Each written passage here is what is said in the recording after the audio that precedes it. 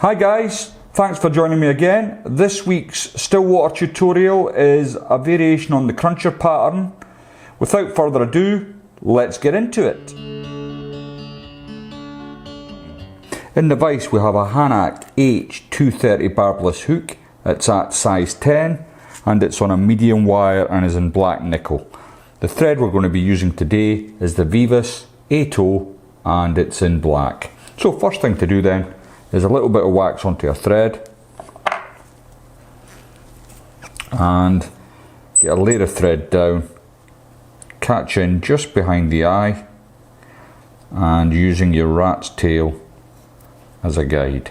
Don't need to be too fussy, and bring your thread all the way back to where a barb would be on a normal hook. Then we can nip our rat's tail away. For the tail of this fly I've selected a feather from this old cock cape and I'm just going to take a fairly generous clump of fibres from it. Now if you rip it away at a 90-degree angle it should marry up your tips for you. Now I want it to protrude a little over a centimetre from the bend of the hook. So we'll get a couple of turns in. Now that's splayed out nicely for me. If it hadn't, I'd have just put a wrap underneath my bend. Then I'm going to come all the way up and I'm just going to remove a little bit of my excess material at the front end here, but not a lot, because I want the body to remain even. So I'll tidy that up there, and that tail's sitting lovely for me now. So I want to add in my rib next, and it's silver wire. This is the Vineyards French number 27. I've already got a little bit that I used earlier. I'm going to tie it in on my side the length of the body. So catching it just in the thorax area, then bringing my thread all the way back to the beginning of my tail. Okay, so far so good. Next then, I'm going to tie in some pheasant tail.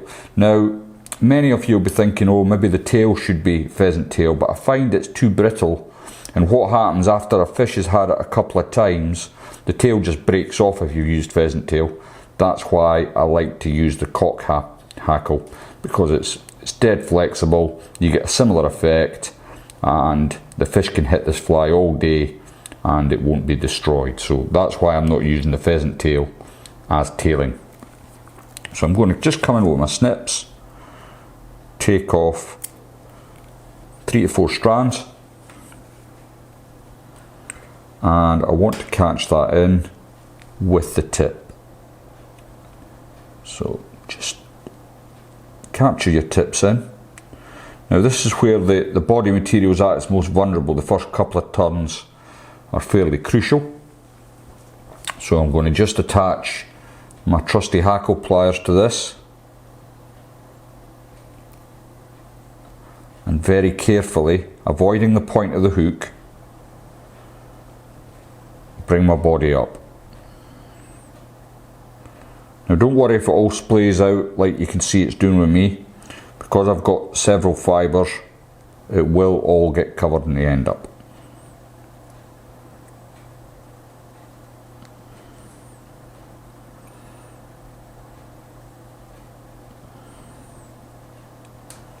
As I get nearer up towards the thorax area, try and tighten up a little bit, and once you've got to the end, just get your thread over a couple of times, and then don't be tempted to pull this away. Come in with scissors and trim that up. If you try pulling it away, more than likely it will rip and you'll end up with your pheasant tail coiling back on you. Tidy up the front here, and that's looking not too bad. So next then, the rib is going to come the opposite way, and what that does is it helps it stand out from the pheasant tail fibres. If you go the same way as you wound your pheasant tail, then it tends to blend into the body. Whereas coming the opposite way, it will stand out. So once you've got that into place, hold it at a 90-degree angle, get a few turns over, thread in front, and then you can simply wind your wire until it comes off. Okay, so far so good. Next then, I'm going to put some cheeks on this fly, and what I'm going to be using is a buzzer wrap. It's from Vineyards, and it just suits this fly perfect with its width. It's not too thin and it's not too thick, just right.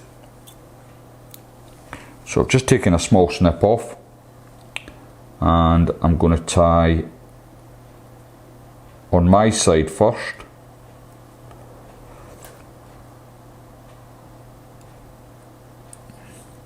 Now usually I would, if I was just tying for myself, I would bend this away and just catch it on your side, but since it's a video, I'm just going to snip that bit off and tie it in on your side so you can see. But normally I wouldn't have bothered that, I just bent it round, and that would have worked fine as well. So just make sure it's sitting alongside. Once you've caught that in then, the thorax, you can use a number of different materials for this. Sometimes I use dubbin, other times I use peacock herring, and on this occasion I'm going to use some dyed peacock herring, and this is just dyed black. And I'm going to take 2 strands, marry up the base, and then I can just trim that away and catch in my 2 thicker ends. So it's the thicker ends that are going on, and then with my thread I'm going to make a small rugby ball shaped as the thorax. When you see these cruncher type flies and they've got quite a pronounced thorax, very often it's not the material that's done that, it's the tires built a base of thread like I've done here. Now, if you're a belts and braces man, and I usually am, you can add a little touch of super glue now, and that'll help keep your thorax safe from the fish's teeth, but I'm not going to bother today. I'm going to wind that on.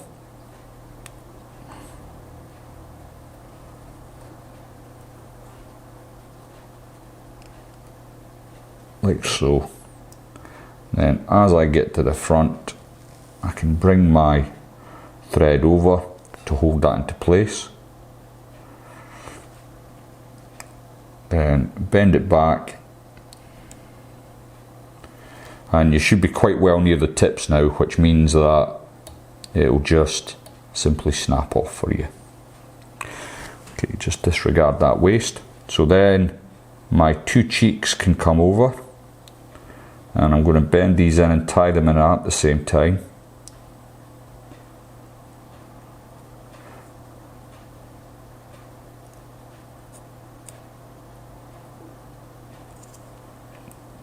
Just make sure that's sitting right. I'm just going to release my vise so I can see where I am.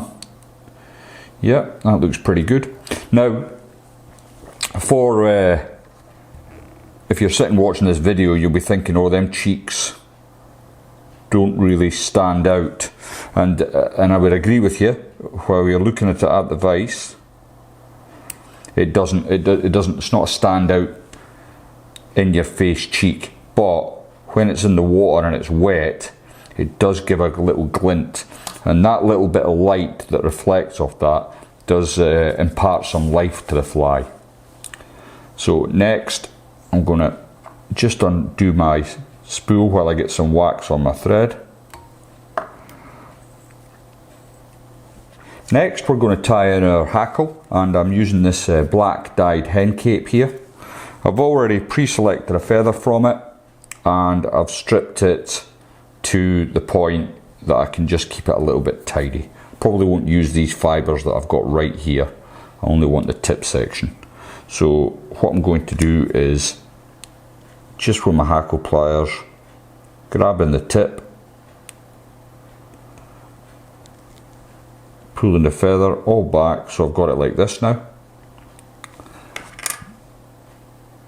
Then as my waxed thread already pre-waxed, I'm going to just capture that in at the head. Once I've got 2 or 3 turns in, I can bring it forward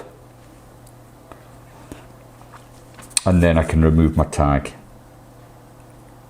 Excuse my fingers. Oh. There we go. Okay, next then, carefully wind your hackle on. Now, each to their own. Some people like really sparse hackles, some people like them bushy. Just depends on what mood I'm in, to be honest. I just wind them until I'm quite happy that I've got enough on there, and I'm content with that.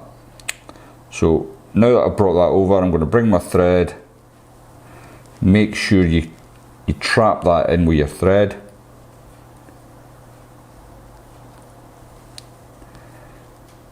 Couple of good tight turns. Bring it all back behind the eye, and then you should be able to, just while your thread's under tension, make sure you've got a hold of your thread, because if you let go and do this, it won't work. Then you can pull your feather away. So I've made this one fairly bushy. Just slicking back some of the loose fibres that have got away from me, and then I can capture that in. Now, because I've used hen cape, what I'm getting here is a hackle with a lot of movement. If I'd used a cock hackle, it would have stood up and it would have displaced more water, but this is just exactly what I want. So, near the end now, you can get your whip finish tool if you can use one. I'm barely able to use one, but I'm going to give it a go for you. If nothing else, you'll get a laugh. But it is starting to get better.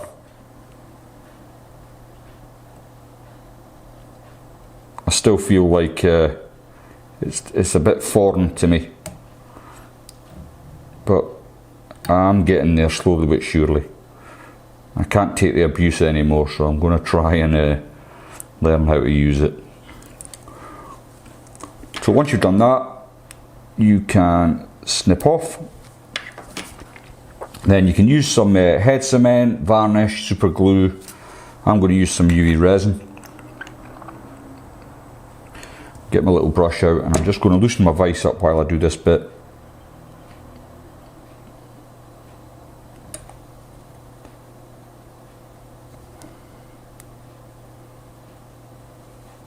And there we go.